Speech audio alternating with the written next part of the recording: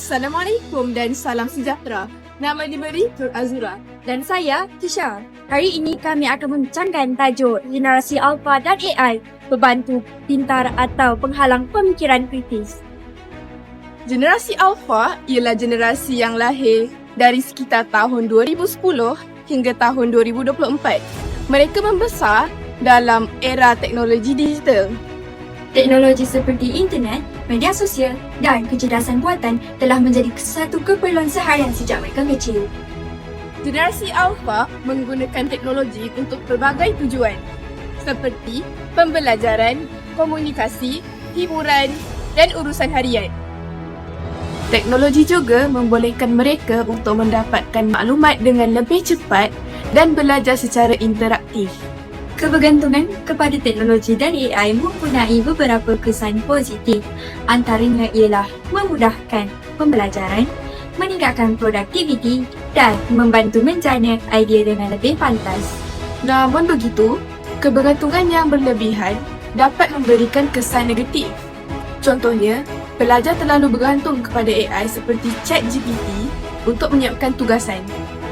Keadaan ini boleh menjejaskan kemahiran berfikir secara kritikal, penyelesaian masalah dan kreativiti mereka. Bagi mengatasi masalah ini, AI perlu digunakan sebagai alat bantuan pembelajaran, bukannya hanya untuk menghasilkan jawapan bulat-bulat semata-mata. Dalam jangka yang panjang, teknologi akan memainkan peranan yang penting dalam ekonomi negara. Kemahiran digital dan AI akan menjadi semakin penting bagi memenuhi keperluan pasaran kerja masa hadapan. Masa yang sama, negara juga perlu menghadapi cabaran seperti keselamatan cyber, penyebaran maklumat palsu dan jurang digital. Oleh gitu, keseimbangan antara penggunaan teknologi perlu diberi perhatian. Isu ini berkait rapat dengan SDG 3, iaitu kesihatan dan kesejahteraan baik, kerana penggunaan teknologi yang seimbang dapat menjaga kesihatan mental dan fizikal. Selain itu, SDG 4 iaitu pendidikan berkualiti dapat dicapai apabila teknologi digunakan sebagai alat untuk meningkatkan pembelajaran.